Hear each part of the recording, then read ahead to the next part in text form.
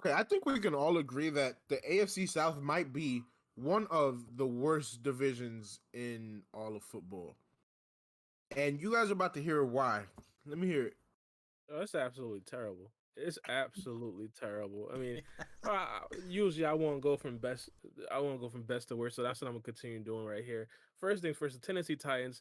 They should go essentially 6-0 in this division. Period. Mhm. No excuses. If they lose, if they drop one game, it'll be a statewide embarrassment for that state. It'll be absolutely terrible. One of the biggest things that we got to talk about for this team has to be the addition of Julio Jones.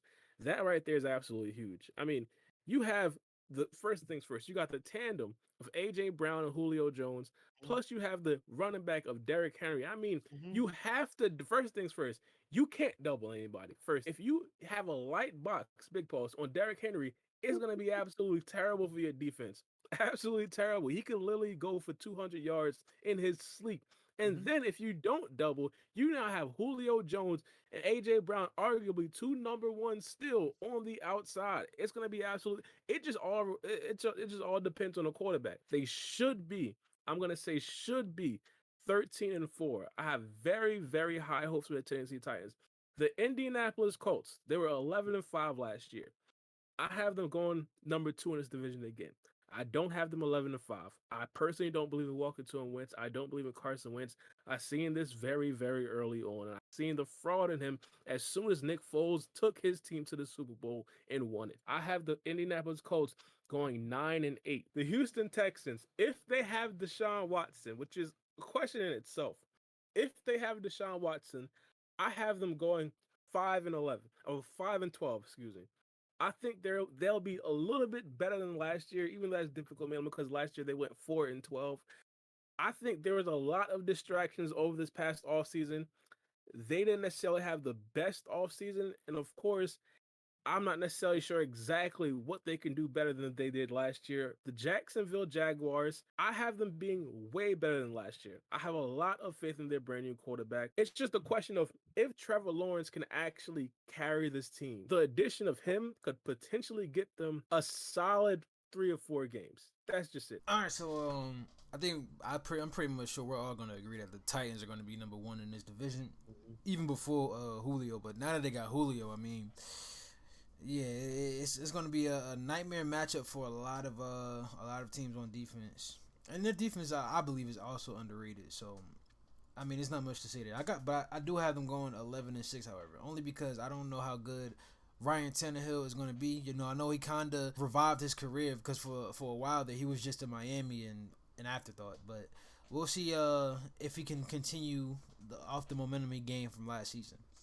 Now the Colts, I got the Colts going 8-9. I think Carson Wentz, he has a lot to prove. I think this is going to be a fight for your career kind of season for him because at this point, I mean, I don't know how many more opportunities he could have gotten. The Eagles were his team. He got paid, but the backup took him to the Super Bowl. The only upside to going to the Colts is he's going to be protected. Like they still have one of the best offensive lines in the league, and I think that that's going to be good for Carson Wentz. However, I don't see them going much better than 8-9. The talk of the division is going to be both the Texans and the Jaguars. Now the Texans, I'm going off the assumption that Deshaun Watson just won't be there this year, or he's going to miss a lot of games. I mean, at this point, you know, the longer it takes, I mean, the worse it just gets. You know, they got to start preparing for life without Deshaun this season, getting the backup QB ready. I have them going 1-16 this season. I have them going 1-16 because I have them splitting a game with the Jaguars. I mean, the Texans are going to be the worst organization. It's a debate whether they're going to be worse than the Jets, honestly. I mean, I don't know. The Jets probably are the Jets one game better than them? Maybe. So I have them coming in last, actually. Because the Jaguars, I actually had the Jaguars winning about 4 to 5 games. And here's why. I think Trevor Lawrence is going to win a Rookie of the Year, of course. And I think that they can beat the Texans twice. They can beat the Colts twice. And they'll probably win like one other game if they match up with like the Jets. That'll be like their 5th win. But I think they're going to sweep Colts, sweep Texans, and come finish third in that division. So I agree. I think we all agree that the Titans are going to go 13-4 and win this division. Now, an important thing for the Titans to focus on outside of this division when they're playing actual football teams, actual competition, and when they get to the playoffs, they need to make sure that even though they did just get Julio Jones, they don't stray away from their identity and expect Ryan Tannehill to be a quarterback that he's not. This can be a disaster real quick. They can underperform very easily if they try to go away from their run game and start passing the ball more than they need to. So I think as long as the Tennessee Titans pound the run game and then throw a couple shots over the top, they're going to go where they want to go. Now, coming up in second place, I have the Indianapolis Colts at 10-7. Now, I do feel like this is the end of the road for Carson Wentz. Like, if he can't do it here, if he can't reach the playoffs and win games and become a quarterback that we once knew in Philly, then I see him not being a starter after this crazy contract is up. Because that's another person who has been stealing money legally. Like, just like Floyd was the other day, legally robbing a bank, that's what Carson Wentz is doing. He's almost going to be in the same boat as Kirk Cousins. Now, the Houston Texans, they're a funny team.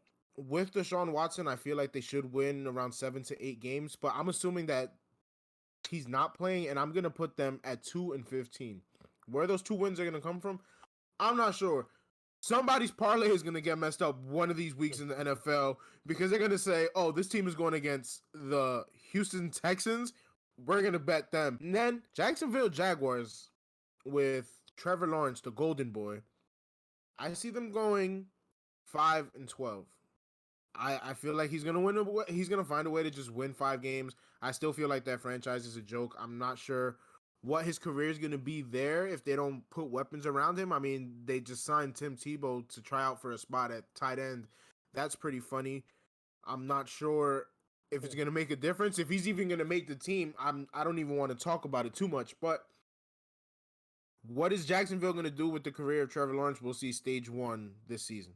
One of the things that I definitely got to say, you feel me, with the Indianapolis Colts, I mean, I just don't like their quarterback. I mean, we all agree right here.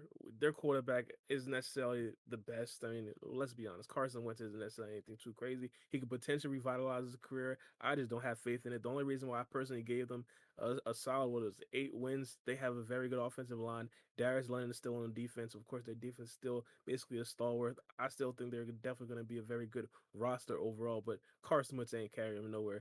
Now, the Houston Texans, if they don't have Deshaun Watson, I ain't get my predictions. I'm probably not going to necessarily get my predictions. I'm just going to say this.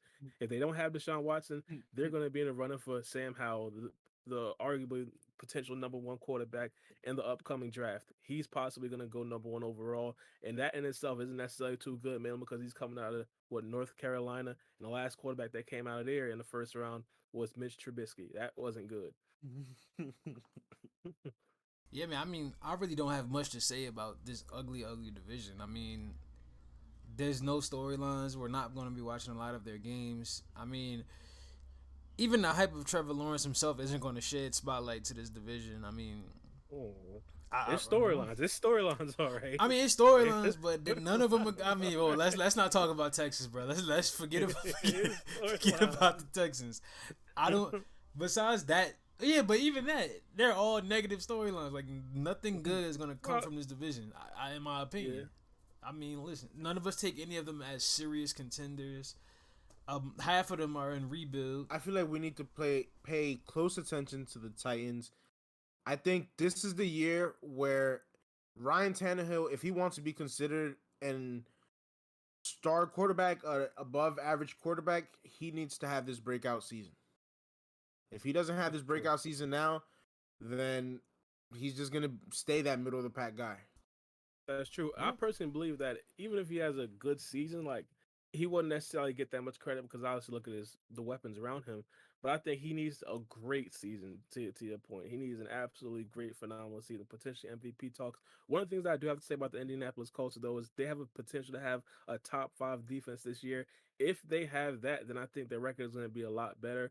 I just don't necessarily think they're going to be winning games based off of the regards that Carson Wentz walking to him and slinging the football all around the field. But I definitely do believe in Indianapolis Colts defense. Obviously, Jonathan Taylor was absolutely sensational last year, and obviously with that offensive line, they could definitely do some work. But it's just not going to be predicated on Carson Wentz. The Colts went 11-5 last year with Phillip Rivers. They either need to be the same or get better for us to take Carson Wentz serious. And do we see that happening? Stay tuned.